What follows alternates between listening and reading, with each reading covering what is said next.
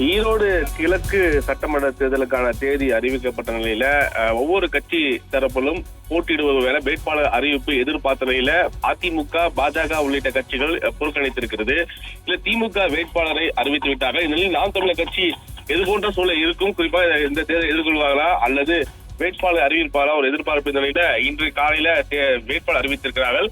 குறிப்பாக சீதாலட்சுமி என்ற வேட்பாளர் அறிவித்திருக்கிறார்கள். இவரை பொறுத்த வரைக்கும் முதுகலை ஆய்வில் நிறைஞர் MA MPhil அவர்கள் பட்டம் பெற்றிருப்பதாகவும், மேலும் கட்சியின் மாநில, மண்டல, மாவட்ட, தொகுதி உள்ளிட்ட அனைத்து நிலை பொறுப்பாளர்களும், அனைத்து பாசறைகளில் அனைத்து நிலைய பொறுப்பாளர்களும், நாம் தமிழர் உறவுகளும் ஈரோடு கிழக்கு சட்டமன்ற இடைத்தேர்தலில் நாம் தமிழர் கட்சியின் வெற்றி முழு ஒத்துழைப்பை நல்குமாறு கேட்டுக்கொள்வதாக சீமான் தலைமை அறிவிப்பு வெளியிட்டிருக்கிறது. மேலும் இவரை பொறுத்தவரை தெரிவிக்க வேண்டும் என்றால், இவர் குறிப்பாக MA MPhil இல்லாமல் இவர் கணவர் ரா செலியன் ME முடித்திருக்கிறார். 13 ஆண்டு காலம் ஆசிரியர் பணியிலும் இருந்திருக்கிறார். மேலும் மிக முக்கியமாக தற்போதைய பணியானது விவசாயம் மற்றும் கேபிள் ஆபரேட்டராக இருந்து வருவதாக தெரிவிக்கப்பட்டிருக்கிறது.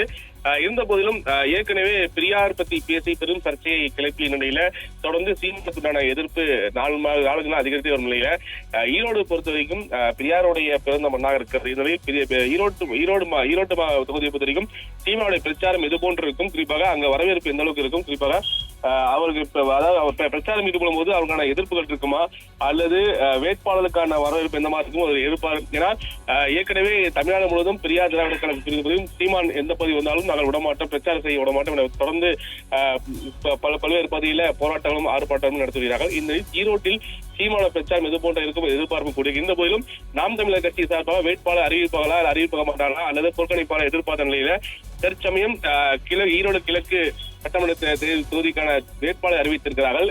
அந்த அடியில் பார்க்கும்போது சீதாலட்சுமி MA MPhil படித்த 13 ஆண்டுகால ஆசிரியர் பணியை மேற்கொண்ட ஒரு பெண்ணை அறிவித்திருப்பது மிக முக்கிய செய்தியாக பார்க்கப்படுகிறது.